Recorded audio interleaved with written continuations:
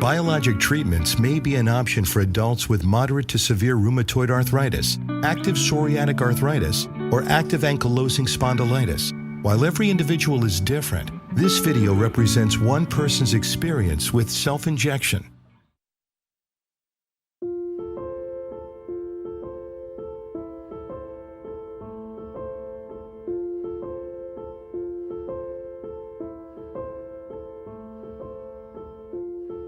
My journey began several years ago.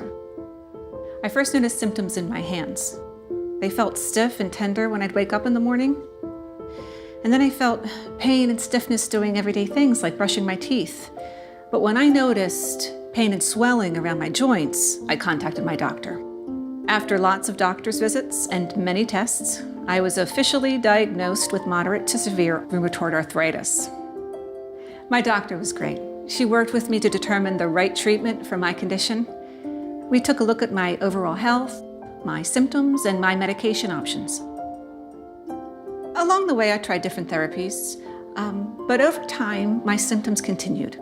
So my doctor suggested adding a biologic, in addition to taking methotrexate. Before deciding to start on a biologic medicine, there were a lot of things I discussed with my doctor to help her determine how to treat my RA. We talked about my overall health, my RA in general, my specific symptoms, and we even talked about important safety considerations, ongoing monitoring, even how biologics work. She explained to me that for many people, biologics may help relieve the pain, stiffness, and swelling of moderate to severe RA. I also learned that there are two ways to receive a biologic for my condition, either self-injection or through infusion. Together, we decided that self-injection was right for me. Before starting treatment, my doctor ordered tests, including for tuberculosis and hepatitis B. For my first injection, I had training in my doctor's office on the right way to self-inject. I admit, I was a bit nervous. I had a lot of questions. We reviewed all the information that came with the medication. I learned how to inject the medication under my skin. And the nurses, they worked with me until I felt prepared and ready to do this on my own at home. My doctor also reminded me I should call her immediately if I show signs or symptoms of any side effects. Now that I'm self-injecting, I always make sure my prescription is filled based on the dose that my doctor prescribed. And I always make sure that I have the supplies that I need at home. My medication comes in a syringe, but I know some people may use an auto-injector. Some people have their medication mailed directly to their home. I choose to pick it up at the pharmacy. And since the medication needs to be kept refrigerated, I usually keep it on the shelf in the back, so it's out of the way. And then on injection days, I usually set aside about an hour so I have enough time. I find it's important to read the instructions for use that come with the medication, to ensure you follow all of the steps to self-inject. When it's time for my injection, based on my medication's specific instructions for use, I grab all the supplies I need, such as an alcohol swab, cotton ball or gauze, and a sharps container. I do my injection in a comfortable place, someplace well-lit and quiet.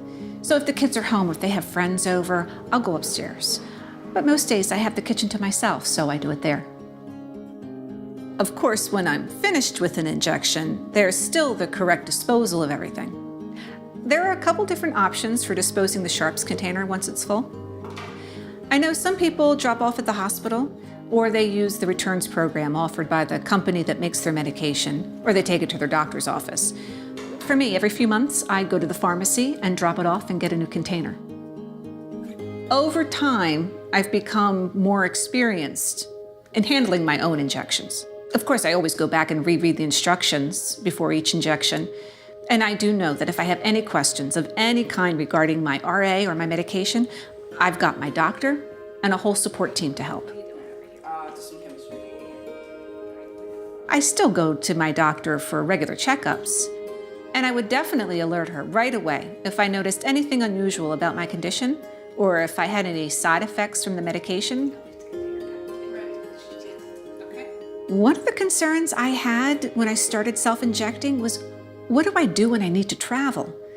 But then I found I can travel and keep up with my injections. It does take some coordinating with my doctor beforehand, but I make it work.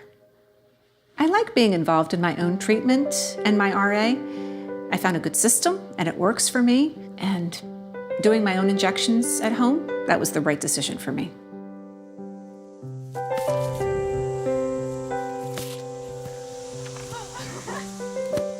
My name is Diane, and this is my personal journey. And it's something that I'm proud of.